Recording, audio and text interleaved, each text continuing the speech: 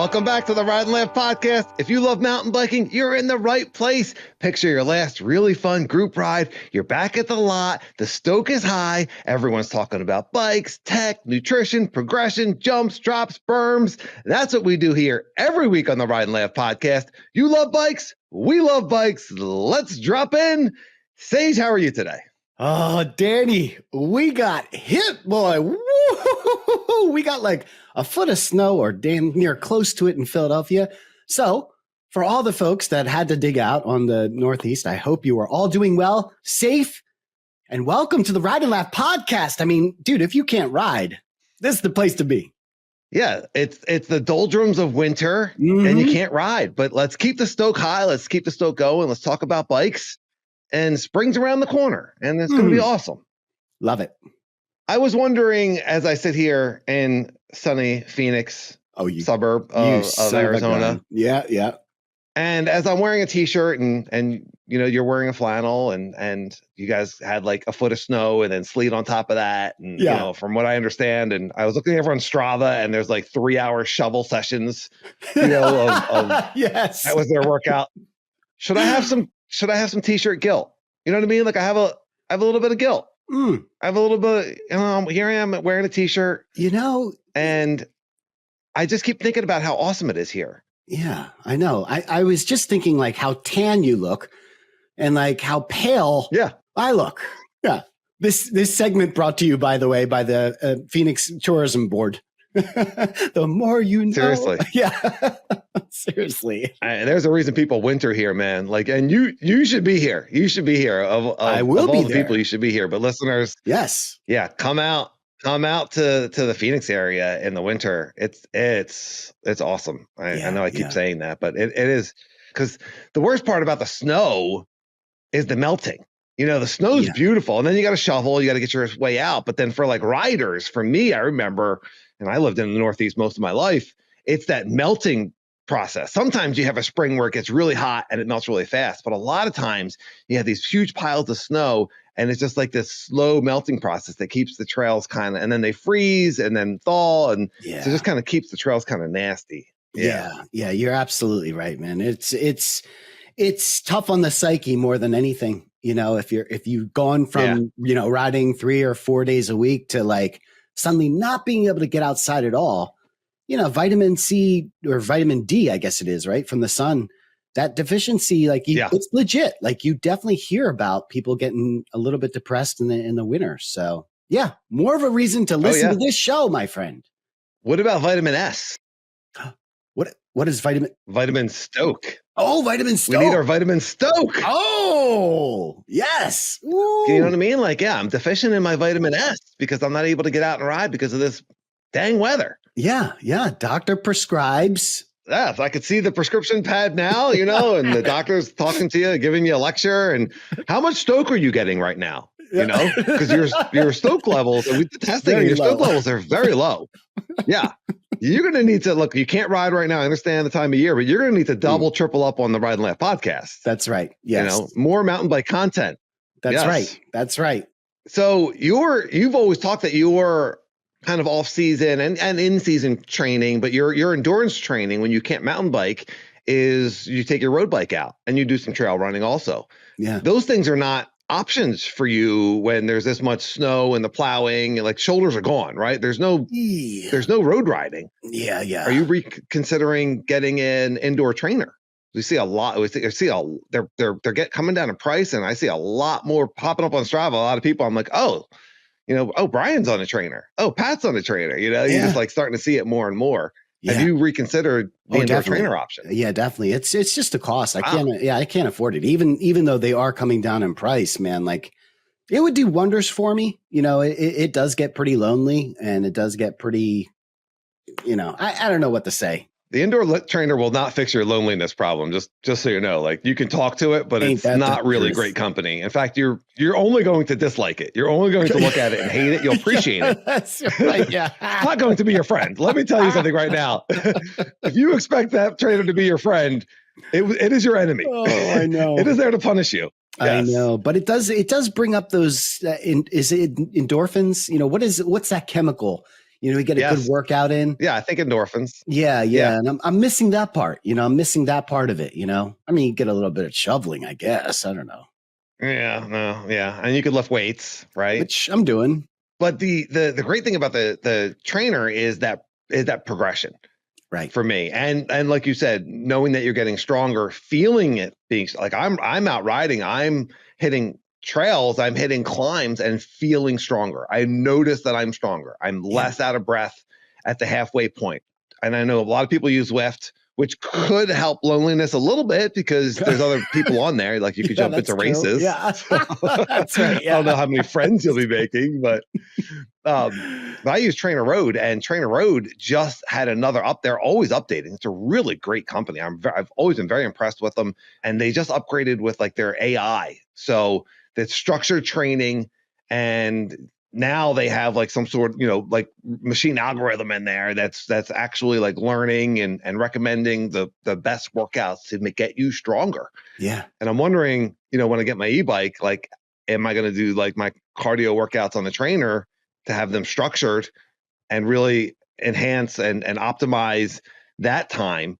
And then my downhill fun rides on the e-bike. And then it all comes together with the analog bike, on the weekend. Yeah, dude. Yo, what a combo. Yeah, it is. Yeah, because you can go. That'd be pretty sick. Yeah, I mean, you no longer have to like really plan around your training rides, which I know you do. Like you actually plan around your TrainerRoad workouts because some of them are really intense and you don't want to do a super intense workout right before a weekend ride. So having the e-bike. Right. Ooh, boy. Yeah, buddy. Yeah. So I did demo the Orbea Wild. I was going to get into this later, but I demoed the Orbea Wild from Amigos, and it's a sick, full power, like big suspension enduro bike. Yeah. It's been out for a long time, but it's consistently been one of the top rated e-bikes. Yeah. And so I was very curious about it. It's got the Bosch 5 motor. It was awesome. And that Bosch 5 was so intuitive. It felt really, really good. Anyone that's running these newer e-bikes like knows like they're getting really good. They're getting very intuitive. That said, I don't know what I'm doing with the modes. So I'm always like, when I demo something, I'm playing around with it. And, like I'm not just in one mode. Right. I was pretty tired after that ride. You know what I mean? Like I felt like I put down some effort. Yeah. I did do it at South Mountain and there's technical climbing there. Yeah. I also broke the bike and had to walk it back like almost 6 miles. So that probably didn't help with the fatigue. Amigos is well aware. Okay. They're well aware. Yeah. I'll tell this story real fast. And this is almost going to be my gratitude because Amigos, they're such a great bike shop. Yeah, they are. Yeah. And they got a lot. They have analog bikes there and they have e-bikes and e-mountain bikes, and their mechanics are great. They get things fixed really quickly. They have a lot of good. They just have awesome staff, like the people in there. It's the kind of local bike shop. They're located right near South Mountain that you would want. Yeah. And they're close enough that they have demo days, or you can rent e-bikes from them. But they kind of let me know that if you're interested in buying a bike, and we have that demo, you can take it out for a little bit. Yeah. And see what it's like. Yeah. So I've been doing research and I knew they had Orbeas and so I texted them and they said, yeah, we got a Wild in your size. And Sherry was like, oh, no one's renting it. Go take it out as long as you want. Go drain the battery. And I was like, sweet. I love Sherry. Yes. So yeah, she's awesome. And totally get, they just get the mountain bike Stoke there. So anyways, long story short, I do hear a weird noise, and a particularly technical section, I do hear like a clunk. Yeah. And then it started shifting a little bit weird. And I was just like, oh man, I hope I didn't do something, And fortunately I was able to use the motor to power back up the road because I kind of did a bigger ride. Yeah. And but then I get to it, like I just go to shift gears and the derailleur just rips off. And I was just like stranded out there with this like 50-pound e-bike that I thought I was going to have to push like 7 miles to get back to their shop. And I was pretty bummed. I was able to remove the chain and glide a decent amount for where I was. I was was able to glide back down National carefully. And then I texted them, and this is where the gratitude comes in because they were just like, where are you? Which parking lot are you at? And I was like, well, I can get to this lot. And the owner, Colin, came and picked me up from the parking lot, saved me a solid 45 minutes of having to hike and push the bike. And Colin. Yeah. So, yes, just awesome service. Yeah. Yeah. And I happily paid for the repairs of the bike. I was demoing it. It happens. Yeah. Yeah. More to me than other people, seemingly, but no, it happens. And but I did love the bike. I'd love to get another chance on it again. Yeah, and but thank you, Colin and Sherry and everyone at Amigos for making that happen and for coming and rescuing me. That was pretty awesome. Yeah, man, that is quite the story. Kudos to that shop. I have been there. Love Sherry. She's awesome. Have not gotten a chance to meet Colin, but the fact that he goes out of his way to come pick you up, like, what a stand-up dude. Obviously, a mountain biker, he gets it. Obviously, the folks at that shop get it. Man, demo days, like, yo, what a great way to like find out if you really want to buy a bike. I mean, if you are in the market to buy a bike and you have a chance to kind of demo these bikes first, like, dude, you learn so much from the experience. And look, these bikes aren't cheap. I mean, what's that? That probably like $8,000, right? Maybe $8,000 to $9,000 for an e-bike. Yeah. I mean, you want to be sure. Absolutely. And like, if we can get on these bikes, I've never ridden an e-bike and been like, I didn't like this one. Right. I don't know that I mean, they're all so good, like you can't really go wrong. So it's really just kind of like, deciding which one do you actually want to pull the trigger on, which one feels the best, that sort of thing. So I agree. And what's so cool about Amigos is that it's next to South Mountain. So like usually go to a bike shop and they have that your size there and you can ride it around the parking lot to see how it feels. Yeah. These guys are like, go take it on the trails and see how it feels. That's awesome. And that's really unique to their shop, the sense that the fact that they're so close. Yeah. Though certainly you can demo bikes at trailheads and some shops will let you, if you rent a bike, you can take it wherever you want to. So that's always nice too. But, yeah. So what's your guideline, I guess, or what's the stipulation of what does the e-bike have to fulfill for you? What kind of e-bike are you looking at? It needs to make me feel worthy. It needs to solve all my emotional childhood problems. Is this too much? Am I putting too much on the e-bike? Needs to like add a level of confidence that I can't seem to get on my analog bike. I would say, like, for me to be happy with an e-bike purchase, it needs to move me up into like a semi-pro level of skill without me actually doing any work. Yes. That's kind of what I'm looking for in my next bike. Yeah. Yeah. I keep looking at all the YouTube reviews and no one is mentioning any of my needs. What's happening? Yes. You're talking about travel and battery. I'm like, what about this thing making me feel worthy? Good about myself. Oh boy. Yeah. I want a full power bike. I mean, all right. So listeners, here we go. Some listener feedback, because there's so much here, right? They're super light. The lighter the bike, the more natural it feels, the more that those skills will translate to your analog bike. The heavier bikes sometimes have the bigger motors and have the bigger batteries, so you can go out longer. Yeah. So is it better to go full battery, full weight and have that all the time, or to go the 600-watt battery, have it lighter and go range extender when you want? The thing with the 800-watt is that if you're out on a ride and you decide you just want to do extra laps or extra miles, you always have it. So what do you think? What would you lean towards? Well, before I get into what I think, I mean, what's the downside to just getting a full, like, what's the downside to the weight? Getting weight. Well, for doing like, it's all about the weight. Yeah. Okay. So you mean just like being able to do like a pop up or step up or something like that? Like, yeah, just the way the bike feels when it's 50 pounds versus the way the bike feels when it's 45 or 46. Yeah.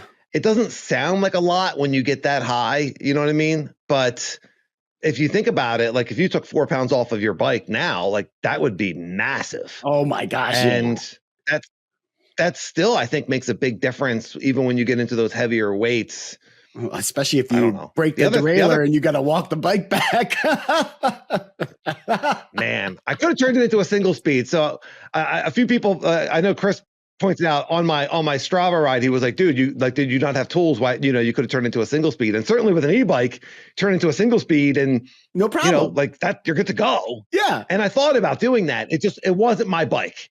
And so when you turn into a single speed, you're further breaking the chain. Like I broke the chain at the power link, so the chain was still okay. Yeah. And then I've heard that if you single speed a bike, you're changing the kinematics and the travel's not working right. And you don't really want to ride it hard when it's not supposed to be like a full suspension single speed that's not tensioned correctly. And I just didn't want to take a chance of doing anything else to this bike, to this poor bike. Yeah.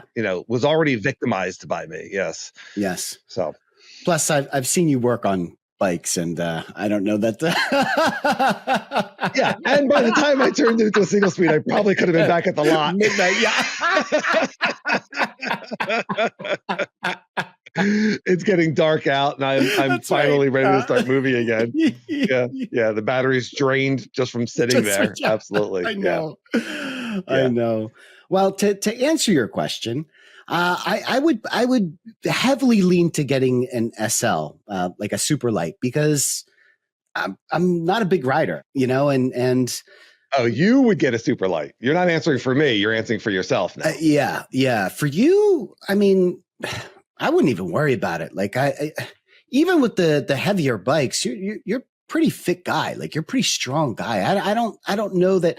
Listen, are you getting the e-bike to practice, step ups? No, you're getting the e-bike to session downhills. You know what I mean? So who cares if it's a little bit heavier? You do notice it. Do you? You still notice it on the downhill. Yeah, like you can't huck off of things quite as well. It's just it's much more planted. For a guy who already kind of rides in a straight line, plow through everything, kind of style. Like me getting a big travel 50-pound e-bike. Like, I mean, that's a really good point. There might be some rocks broken. I mean, I'm gonna be breaking stuff. Yes. Well, that's gonna happen no matter what. I mean, rocks, not bikes. That's and right. He goes, "Don't worry about me demoing another bike. I'm sure it'll be fine."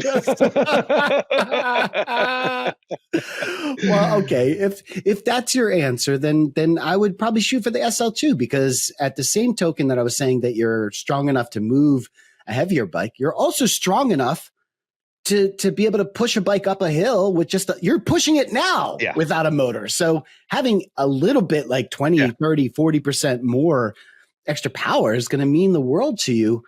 Look, the purpose I want full power. Yeah.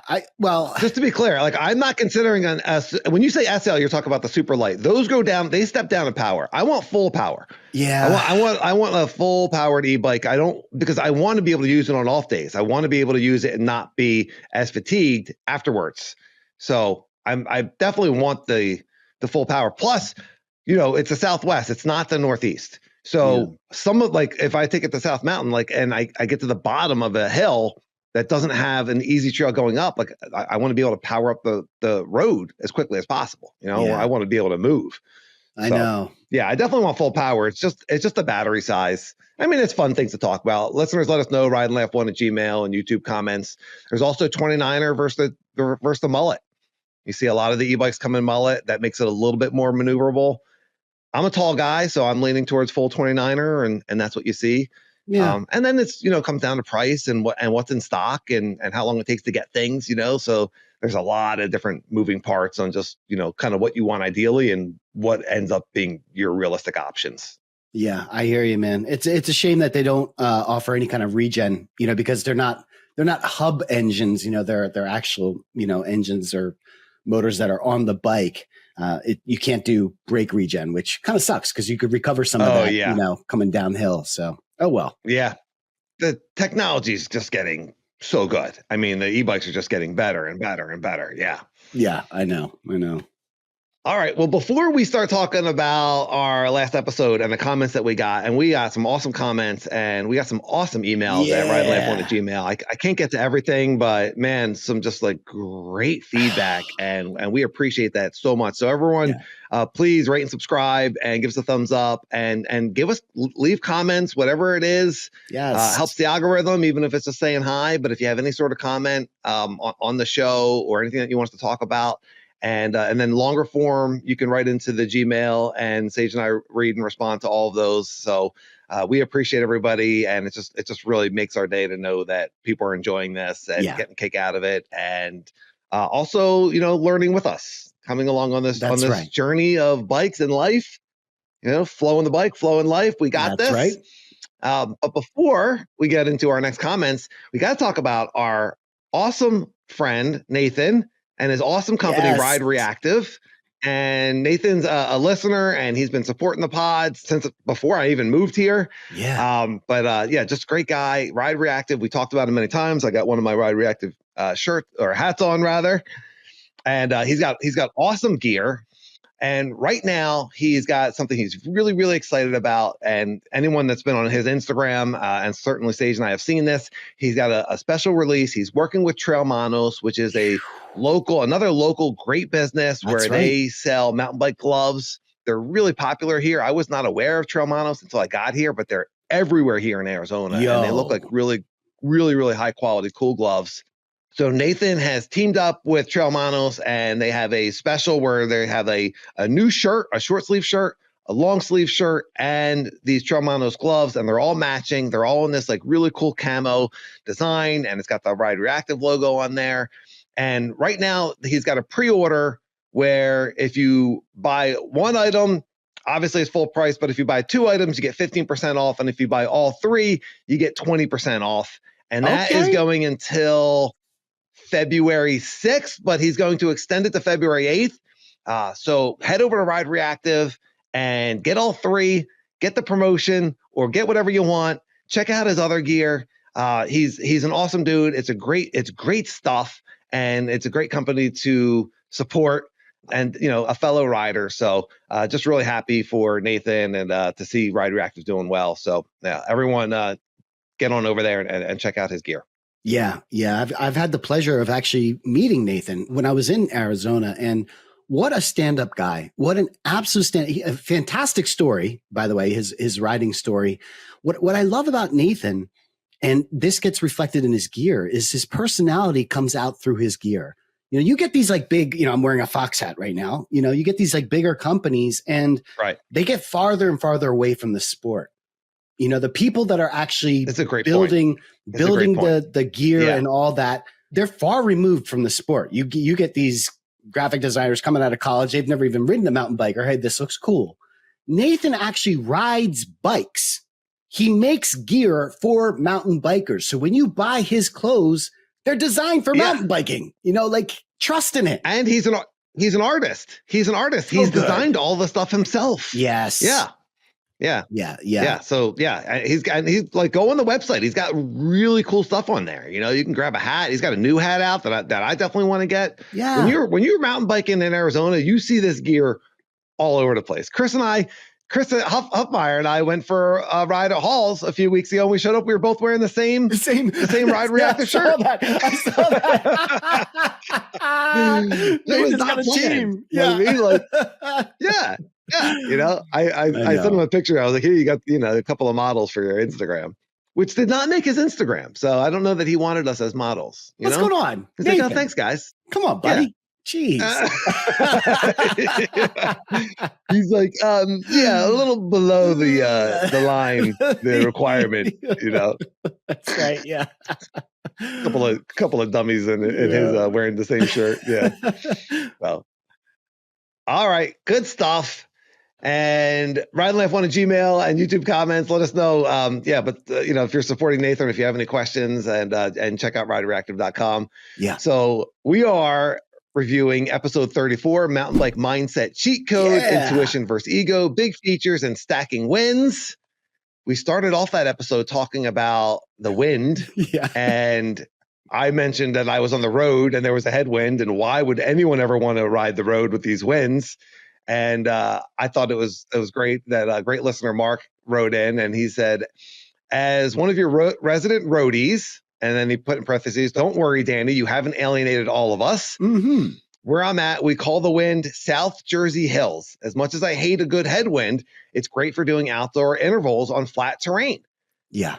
And I read that and I was like, talk about like finding appreciation in everything. Like whatever's happening, I'm going to find a way that this benefits me. Everything's happening for me. That's right. I know that's not what Mark meant when he said that, but I was like, man, look at that perspective. That is amazing. Yeah, I had the same exact thought as soon as I read his comment, and he's like that. Mark is like that. When you talk to Mark, he's a really positive guy. Well, talk about a stand-up dude, like absolutely stand-up dude, really into fitness. And Mark, I love that comment. That's exactly what I took away from it as well, man. What a great way. Perspective. Yeah. Yes.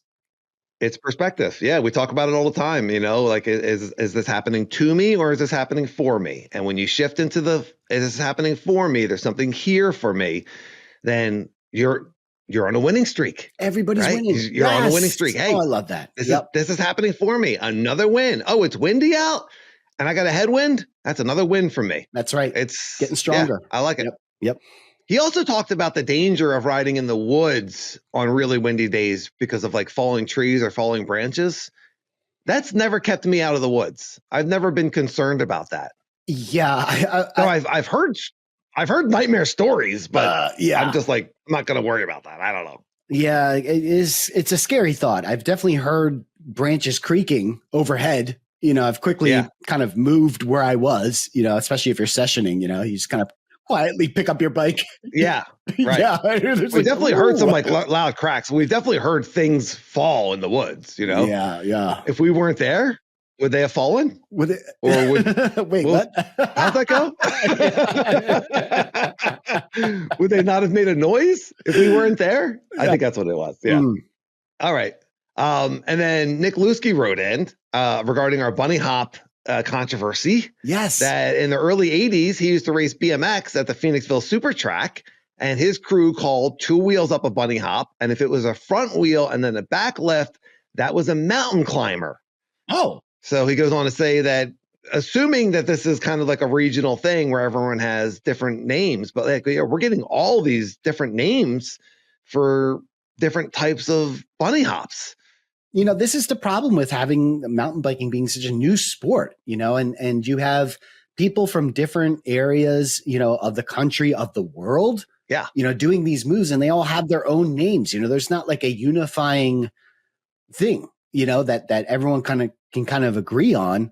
And it kind of sucks if you're a newbie, and you're getting hit with all these new terms and you're like, wait, what? It's confusing. Yeah. I got one more. Robin, great listener, and we've met her at Mountain Creek. She wrote into the Gmail. So to chime in about the hopping, the bunny hop is the same as the J hop. 2 wheels off the ground at the same time is a level lift. That's what I was taught by BICP years ago. Yes. Oh, the level lift. Of all the terms, I like the level lift. I do like the 2 wheels off the level lift. Yes.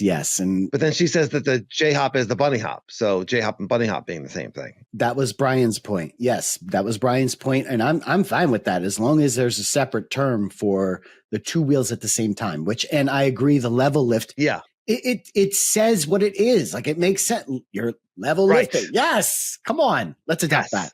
All right. Let's go with that. Let's go level lift, and then bunny hop and J hop are the same thing.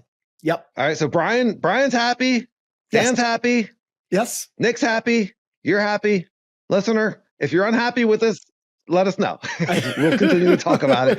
If you're just happy that we stop talking about it, then just don't say anything. And there we go. Just there we go. Yes. Conclusion. Guys, I need more bunny hop content in my life, please. Oh boy. Yeah. More, not even bunny hop. We're not talking about how to bunny hop. We're not talking about when to bunny hop. We're purely talking about the word. No, not the useful things. Yeah. Nothing useful. No. Oh boy. No. All right. Let us know if you want any useful bunny hop conversation. I think it started there, but all right. We got a really, really interesting, we got several interesting emails, but one that I want to highlight at Ride and Laugh One at Gmail. And Jason wrote in talking about when we were discussing the mountain bike eating disorders. And he said that really struck a chord with me, and he wanted to reach out. And he explains how he loves the eating scene around mountain biking, like after a ride, having a beer or a snack, in the post ride or in the parking lot. And he says that he loved to snack while he was riding. He says, I was that guy on rides, the snack guy. Sour watermelons, gummy bears, twin snakes, Swedish fish. Those were my go-tos for big days in the saddle. A hard effort on the bike was always rewarded with food. I felt like I deserved it. I could afford it. And honestly, I just love to eat. And then he turns 50 and he's kind of at the doctor for one thing. And he gets inadvertently diagnosed with oh crap. I should have pronounced this before the pod. Yeah. Atherosclerotic. Is that a French word? Do you think that's French? I don't know. Okay. He gets essentially clogged heart disease, clogged arteries. Yeah. And he was shocked and confused. He's like, I'm an athlete. How does this happen? And it goes on to say that his cardiologist explains that he's pretty typical. Athletes who believe they can eat anything because they need the calories, quote unquote. And then he referenced, a lot of like ultra runners and marathon runners who kind of like appear like they're really fit, but are not. Jason goes on to say, while it's not an eating disorder in the traditional sense, it certainly is an eating dysfunction. And since then, he's changed his eating. He's lost 15 pounds. All right. He's got great support from family. Yeah, he's doing really well, but it hasn't been easy, and those foods that he listed are highly processed, high sugar foods, and they're very addictive. And that's why it's hard to give that up. So I have a lot of thoughts on this, but I want to throw it back to you first. Before we go anywhere, he listed his foods: sour watermelons, gummy bears, twin snakes, Swedish fish. What are twin snakes? I know that you're a gummy guy. Oh, I don't know. I never heard of twin snakes. Yes, I've never heard of twin snakes either. But yes, I am a big fan of the gummies, my friend. Oh boy. Yeah. They're still a problem for me, and it has not bit me. I don't want it to bite me. And I have cut back tremendously on the amount of sugar intake, thanks to you. I mean, you were actually the one that pointed that out. Yes. While I don't eat anything on the ride, I can't say that I have the cleanest diet afterwards. Like I have one meal a day, and I do have that mindset of like, I can pretty much eat whatever I want because I'm going to burn it. But that's not medical. And I don't think that's actually correct. It's just the things that I tell myself in the head. And so, yes, you getting me off the sugars was a big help, and I still introduce sugar back into my life, but at a very moderate compared to what I was, it is much more in control. I'll say it that way. Yeah. I think what the email points out, what Jason's pointing out, is that when we exercise hard and then we give ourselves carte blanche to just eat whatever we want, there's a danger in that because, and this has been in the news a lot, and we talk about this, but there's real food and there's not real food. And the fake food, the processed food, like it tastes amazing, and sugar is addictive. It's a drug. Like you take drugs, you put them in your mouth, you feel different. Take food, you put it in your mouth, you feel different, right? You drink coffee, you feel different. You eat bad food, you feel different. You eat good food, you feel different. So these are drugs that we're giving ourselves, in not the traditional sense. But if we're constantly putting in garbage, then our engine's not going to be running as clean.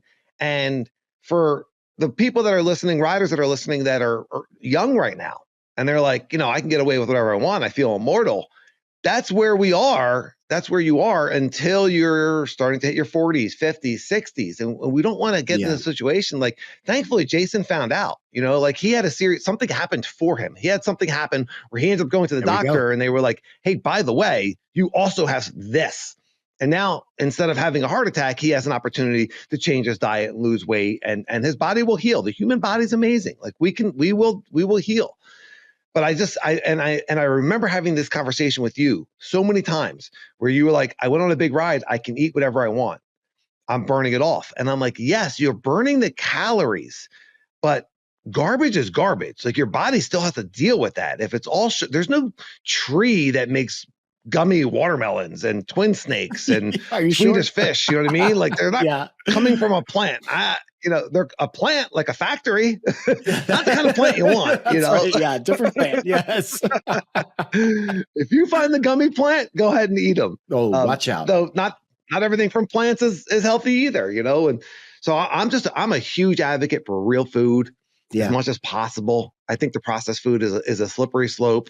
And I think getting into that mindset of I earned this, so I'm going to eat more. If you do it with real food, it's a lot harder to overeat. But if you do, you're still not really poisoning yourself. And see what you can do with real food. See how that goes. And not eating as much. Like Sage and I talk about getting fat adapted, not having to eat on a ride, not having to snack. Do you need those or do you just want those? Because as we get older, like we want to be able to keep feeling strong, riding well, being healthy. We are athletes. You are putting in the work. Get the benefits. Yeah. I mean, fasted or not, for me, it's a less of a mission for me to get people to be fat adapted athletes, but the mission for me is more about getting people to eat cleaner. Whatever you decide to do, if you're going to eat on the ride, make it clean food. Make it clean food. The less ingredients, usually the better. If you turn around, the packet of whatever you're taking, and there's a bunch of crap that you can't pronounce, there's probably a good chance that, if you can't pronounce it, your body can't process it, So think about all those things, and, and I also want to be very clear that, it doesn't mean that you have to live a boring life. Like you and I will go out, we'll have an ice cream every so often, like you can still have these indulgences and have gratitude and grace for yourself and enjoy these things. You go to a birthday, have a cake. Yes, have a cake. The problem becomes when you decide to have a cake every night, or you decide to have, a 6-pack of beers every night. Like moderation, that's all we're saying. It's not like, oh, give up alcohol for the rest of your life. No, have a beer when it's appropriate to have a beer. Yeah. You're going to feel so much better. That's what it's like. Oh, you're taking away this thing that I love to do, this eating that I love to do, and it makes me feel good. You're going to feel good. It's going to be worth it in other ways.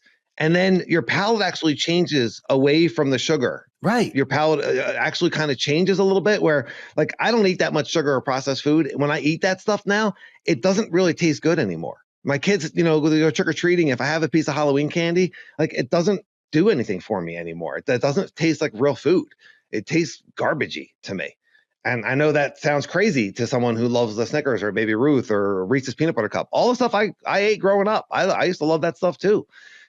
An analogy I heard one time was you picture you're driving down the highway, right? And you have your windshield and the windshield is just covered in bugs. And it's been that way for weeks. You haven't been able to get to the car wash and you can still see. You can still see like to drive. Like it doesn't bother you. You just get used to it, right? Yeah. Then you get the car washed and there's no bugs on the windshield at all. And it's just clear. And you're like, oh, this is awesome. And then one bug comes and like hits the windshield. Yes. And you notice it. That's what it is eating clean, right? Oh, when you're eating clean, you notice each bug. Yeah. And everything just looks a lot better. Yeah. Oh, I love that, Dave. Oh, you always have the best way to connect this stuff. And you're right. That makes a lot of sense to me. Yeah. Listen, it's going to come down to each individual person. And listen, if you're a mountain biker, then you want to keep doing this. Like, this is fun. So what can you do to keep this going? You want to feel that Stoke well into your 60s, 70s, 80s. Who knows? Start treating your body right. Absolutely. And I thought you made some great points about like, it doesn't have to be all or nothing. No. I mean, I do feel like some of the processed food, like you probably don't want to have some of this stuff because it's going to lead you to have more of it. We joked about that the other day that, why is it that when I have dessert, suddenly I'm hungry for like another dinner? Yeah. Because it's hijacking your body's system, the system that tells you that you're satiated. Satiety. Ooh, satiety. It's hijacking your satiety. Okay. Yeah, I'll take there we go. But if you were to just like say like, okay, you drink sodas. If you were to just say like, all right, I'm going to drink half the sodas, or I'm going to go down to, I'm going to change over to seltzer, or I'm going to just eliminate that. You know what I mean? Just like start with something small and then keep going and see how you feel And maybe you lose a little bit of weight and you feel a little bit better, but yeah, you don't want to get to a point where it's heart disease, and you don't know. So, like thankfully Jason found out and he's good. And that's awesome. Yeah. But, I think he sent that email because he was like, hey, talk about this. This is the thing in our sport. So I appreciate that. Yeah. Thanks, Jason. That's awesome, brother. I got to say, as far as talking about feeling good, yeah, I'm almost 50 and I'm on that trainer now. And like we talked about the TrainerRoad and they just added in this AI feature where workouts that they're giving you are even more customized to exactly what you need. And I've just been feeling pretty strong out on the trails. This is good weather. This is good riding weather that we have here right now. This is our time of year. And I went out for a solo ride and I climbed national and didn't get everything, like far from it. I at first I count my dabs when I'm climbing national. I got like the first like 3 or 4 features and I'm like, all right, maybe I'll count dabs. You know what I mean? And then I get to a point where I'm like, I stopped counting because there's too many. Like, I'm not going to write 17 dabs. Like, almost there, guys. Almost there to no dabs. But it was a weekday ride, and so I was able to go down 24th Street, which is that Mormon downhill. I've only done it twice before, both times with Jeff, and it's super chunky and really steep in spots, and there's a couple alt lines, and I was feeling confident. I was feeling good. And I went down that solo and it was awesome, man. Like I'm definitely getting my mojo back. I'm definitely like releasing doubt and stepping back into the skills are in there. I felt really centered. It was really good. And it's just kind of like a reminder of, yeah, this is fun and I'm good at this. And I just want to share that with everybody, with anyone that's going through it right now or whenever you're listening to this. And I know it's winter in a lot of spots, but just get stoked. Like I started this podcast saying that the skills are in there. And I think that we're all better riders than we even realize or give ourselves credit for. And that when we're in the moment and we're flowing, we're pretty good at this. Whatever level you're at, you're better than you think you are. And we're unlimited. There's no reason that we can't just be as good a riders as we want to be. So yeah, just a little reminder there, little ride and laugh reminder for everybody. Yeah, I think it's really important. You being able to go into something in a positive mindset versus going into something with a negative mindset, you're activating different parts of your brain. And I can't get into the neurological functions of it. I'm obviously not a doctor. If you've taken any of my advice, I apologize. But there is definitely a connection in your brain. And if you're heading into a difficult part of your life, not just mountain biking, but in anything, and you are already determining the outcome to be negative, or you're going into it negative, that is what's going to happen. Like you got to be able to shift that mindset and just get into that, dude, we're going to start stacking some wins. And then when you start feeling that, your brain actually works better. And then you free yourself from all this weight. And now you find yourself flowing and just going with the trail and you're just feeling it. Man, it really, when we say stacking wins, that's what we're talking about, right? You're trying to get into that mindset. I can't wait to get to 24th Street, by the way. That is a trail sage trail if I ever saw one. Oh boy. It's pretty cool. It's really a fun trail, and it's really close. Like you don't like Holbert is another one that we love. This is like a mini Holbert, but it's really close. I mean, for anyone that's ridden South Mountain, but it's actually like pretty easy to get to. It's just on the weekends. It's a great hiking trail, and so it's really crowded. So I would not ride it on a weekend, but if you get a nice weekday, it's pretty cool. Is it steep or can you ride it? Can you ride up it? Maybe it would be a gnarly climb. It would be a gnarly climb for sure. Yeah. It'd be a lot of work, I think. Yeah. You were talking about that mindset of everything is happening for us and, just some of the things that we talked about in the past and somehow like I just forget these things, or I go back into old patterns. And I think we have to give ourselves grace when we fall back into those old patterns because I lived with these old patterns, these old thoughts for most of my life. It's only the past couple of years that we're saying everything happens for us and what's the best that can happen. And I got this. And, whatever's not serving me, whatever thought's not serving me, I'm going to choose not to pay attention to. It's still like a lot of old conditioning. And so if I get nervous about something and I can shift to what's the best that can happen, instead of like thinking about being scared of a feature or a trail or something coming up in life that it gives you anxiety, what is the best that can happen? And then start to picture that. And if you can picture it, then great. That's where you're headed. And if you can't picture it, then just don't think about it. What do you think about that? Yeah, your mindset is your sugar. Like you have to break this habit.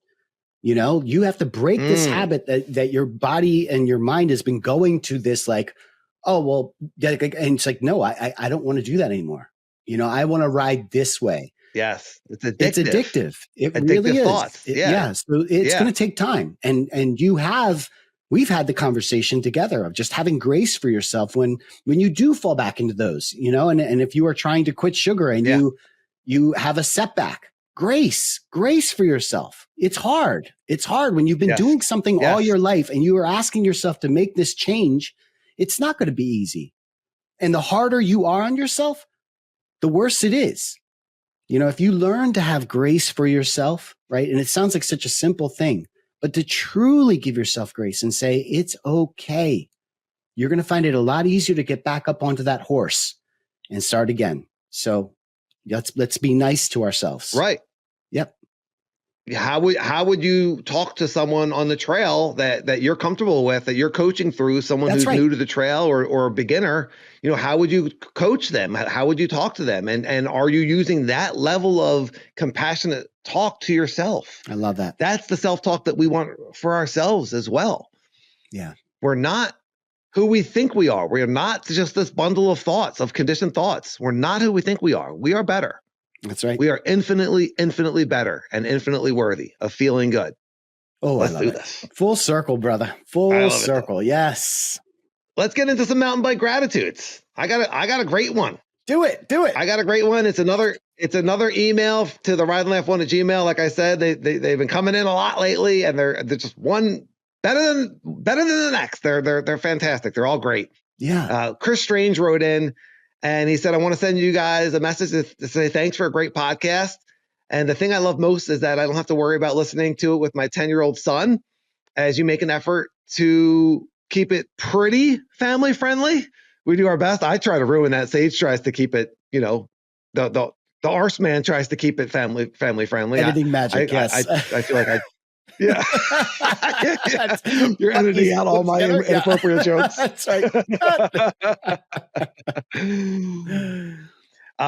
So Chris goes on to say, last summer we went on a boys trip to Killington for mountain biking and listened to your podcast the entire 3.5 hour drive to get us in the riding mood.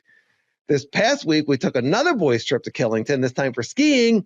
Try as we might, we just couldn't find a good skiing podcast. So despite being in the middle of winter, we listened to Ride and Laugh the whole drive up. All right. Yes. And Chris says, I want you guys to know that you're really a big part of the memories that I'm making with my son on these trips, as I'm sure he'll remember the drives and all the episodes we listened to. And you had a recent episode where you discussed challenging yourself to get better. And because of that, his son decided to join a local mountain bike racing team in the spring. This is a huge step for him, and I'm so proud of him for challenging himself. You guys are really making a difference. Again, thanks for everything you do. Keep up the good work. And then he signs it, Chris and his son, Sam. And he says, P.S. My son did rename your show to Ride and Cry after the emotional podcast you guys had a couple of weeks ago. Very funny, Sam. Thank you. I'm glad you're making jokes at our emotional vulnerability. Come on now. Actually, I am glad. Oh, yeah. I am glad. Yeah. That's right. Bring it. That's good. That's what we're all about.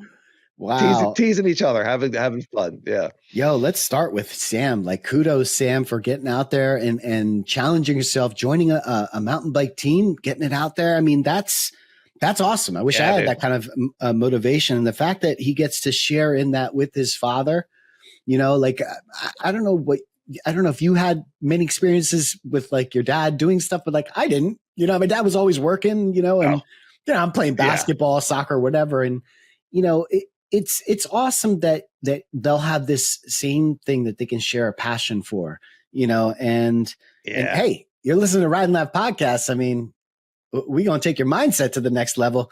Both of those, it's important to start this stuff when you're young. I talk to my kids now, and I wish that I had these mindset tools that you have bestowed upon me. I wish that I had raised my children with that, because now my children are grown now. You know, they're 18 and 21, and yeah, I talk to them about the mindset stuff, but it doesn't sink in like when you're young. Like those things can easily, your brain's so soft, you know, you can absorb it. My children, they're fighting me. They're fighting me on everything. You know, I'm just like, no, what's the best that can happen? You know, it doesn't work as well. You know what I mean? Well, yes, I understand. And my wife and I talk about this all the time. I'm so grateful my kids are 12 and 14, and some of the language that we use as parents right now, and some of the things that they repeat back to me, I'm just like, oh my gosh, like I didn't start like figuring out how to feel good about some of this stuff in life until I was like 48, you know, and here they are 12 and 14. It really encourages me for the future. As far as your boys, everyone's on their path. You know what I mean? Like their timing was meant to be the way it is, and they have a dad who's connected to, you know, all the things that we talk about, to presence, really, to just flowing with life, to trusting life, and looking for the best. And so that's going to benefit them, you know, and that's their path that they're on. So we're all exactly where we need to be. It's funny when we lament, I wish I knew this sooner, yet everything led to where we are now. That's right. And where we are now is exactly where we're supposed to be. Yeah. And to kind of bring it back to the great, I kind of, to bring it back. No, I was going to say, please bring it back. Yeah. Well, to the grace part of it, you know, the grace piece of it is, listen, one of the things that the way that we operate through life is often based on fear and survival. And so if you run into a situation, your first retreat is, oh, this is what's worked for me in the past, you know, and that's how I'm going to move forward, because I'm going to protect myself. And what we're talking about is changing that perspective. So if your perspective is, oh, I got to grind it out, or this happened and this really sucks, and we're trying to say, what if you could change every sad place and every bad thing to be a happy place and a good thing? Think about that for a second. What if, and I know this is going to sound insane, but what if there's no such thing as bad? Well, like, how insane is that? What if like everything that happened isn't a bad thing? What if everything that happened was a good thing? If you can change that, then suddenly everything does become a win. You know, no matter how bad it gets, can you find the positive in any of this? And the quicker that you can come to that positivity part of it, the better you're going to feel about all of this. And so, yeah, grace for my children. They're just going back to a survival tactic that or fear response that has worked for them. And I'm going to have grace for them too. Like, listen, when you're ready to accept this message that I'm trying to give you, it'll be there for you. I love that. That's so beautiful. That hits me. I mean, kind of gives me chills. You know, when you say that there's nothing really bad happening, we're just labeling it in our world. We're labeling it with a thought. Is this good or is this bad? Is this my preference or is it not my preference? But if you have something that's giving you a little bit of anxiety or something that you're labeling as bad, what would happen if you just put the thought of, how is this happening for me? If this is happening for me, what's the spin? And then, so you're stuck in traffic. Well, if this is happening for me, then maybe I would have gotten in a car accident, you know, but this is slowing me down, you know, like who knows? Like, we just don't know, but everything's happening for us. So it doesn't matter. We don't need to worry about it. Like, it's all good. Yep. Yeah. Yep.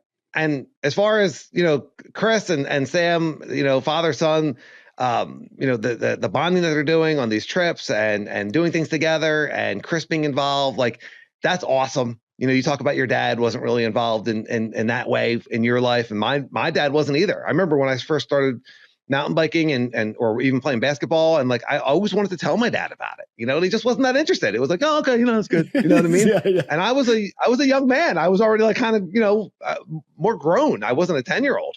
Yeah. And it still meant something. Like, we still want that, you know, especially the people that we grow up with, our parents, you know, these people that, you know, we just look up to. We still want that approval. And so, you know, just Chris, just like, awesome job, just spending time with your son. It's awesome that you guys found, you know, things that you love to do, skiing and biking together. But whatever it is, you know, like, I love seeing parents and kids just, you know, bonding and doing things. I see that with my friends here in Arizona, like, you know, Vaughn's like super dad with his kids, and AJ and Thomas, like, they're all such great parents. And like I said, I think the future's bright. I know the world's like, God, also, turn on the news, everything's falling apart. Oh, but in my world, the future's bright. the future's bright. Like there's great parents and great kids, and I think we're heading in a good direction, and that's the way I like to live. Is everything's happening for us as a society, as a people, as a planet. Fantastic gratitude, and it's a good thing that we're not trying to top anything, because that's not what we do here. Because I'm not going to try and top that gratitude. That was an amazing gratitude. I will get into my gratitude, which actually bleeds into my mountain bike tip. And my mountain bike gratitude is to John at Keswick Cycles, who has completely rebuilt my rear shock and did a service on my front shock. Because as you know, I had this giant gash in my stanchion of the rear shock, which was causing it to lose air.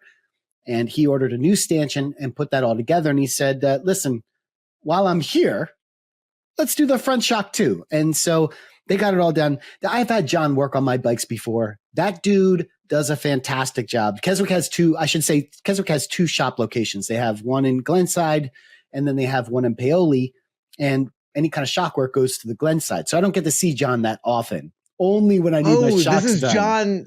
Yes. Is this John that bailed us out at Mount Penn? That helped you out. Yes. That's right. Yes. This is a great story. I'll interject just for a minute, but yeah, we're at the parking lot at Mount Penn, and there's a bike stand there, and my bike was just not working correctly. Go figure. And this guy pulls up in his car, talk about perfect timing, pulls up, gets out, and just jumps on the bike and fixes it. We were just like, what? And Angel. I didn't know him, and he's total angel, and so we go and we do an awesome ride. And, but I was like, you're obviously a bike mechanic. Where do you work? And he's like, oh, I work at Keswick. And I was like, no, that's my shop, and I just hadn't seen him at that location, but it was, I mean, what an awesome dude, and great mechanic. So that's very cool. So you got the full service. Yeah. I'm sure that's going to be running really nice now. Well, and that goes perfectly into my mountain bike tip. And listen, it's the wintertime for a lot of us here. And if that means that you're not able to get out on rides, hey, let's turn that, right? We talked about making a bad situation a good situation. Let's turn that. Get your bike into the shop now and get all these repairs done, right? So I had I don't know again, we're not mechanics here. Dan and I are notoriously bad, but each shock, front and rear, has amount of usable hours. I forget how he said it, but basically, I forget what the hours were that I had on the shock, but I was well over what the time of service. Yes. And so listen, using the wintertime where I can't ride my full suspension anyway, I got it in there, got all the work done. Come spring, this bike's ready to go, And so that's my mountain bike tip. If you haven't had your shock serviced in a while, get it done. Get it done. Treat your bike right, and it's going to treat you right. Yeah. Yeah. That's a great idea. Like you guys, in the Northeast or wherever you are in Midwest, I know there's a ton of snow right now, whatever bikes you're not able to ride. It's so easy to be like, when I'm going to get that service before spring, and then just kind of put it off. Yep. Get it in now. The shops aren't busy right now. They're going to have plenty of time to look at your stuff, talk to you, give you advice, and you're not going to have to wait in line or not have your bike when you want it. I think that's great. I believe the shock hours, I think on Fox, they say 300 hours and you're supposed to get it serviced. Oh, I'm well over. I don't know how many hours. Yeah. I'm like, is 1,700 miles of desert riding? Is that 300 hours? Yes. Probably. That's from about where I am with my pivot. And my pivot is also in the shop in prime riding season here, by the way. But I'll talk about that in a future podcast, because I'm getting my suspension taken care of also, and I'm pretty excited about it, actually. Yeah, yeah. I guess where you ride probably has a profound effect on your shocks as well, right? I mean, if you're the stuff that you're riding, and that dust, that dust gets into the coils and all that stuff. The unicorns in there they're not happy, my friend. Yeah. Yeah. We got some sad. Well, I dropped my bike off for service and I can't get into this now because there's too much to talk about. But I took it to a specialty tuning shop. He does suspension. It's called Ride Dialed. Yeah. Oh. And Tristan is the owner and the magician who works on these suspensions. And he immediately got on I just gave it to him, and he immediately got on and started bouncing around. And he was just like, I could just tell like he was like, no, this is like sticking in places it's not supposed to. Yeah, he was like, there's way too much friction here. Oh yeah. Like this is well past 300 hours. I am quite certain of that. Yeah. Like, can you give me this after you abused it? Like I can just see him opening up the fork and just like pouring sand out. You know what I mean? Of the stanchions. Releases it. Yeah, you're gonna send me a text. Did you want the sand? Did you want that back? The sand that you've been collecting in your suspension? Were you keeping that for some particular reason? Oh yeah, that's from Sedona. Actually, I did want that. Yeah, that's from our Sedona trip. A little bit of Tucson sand in there. It's got sentimental value. I know. All right, great stuff.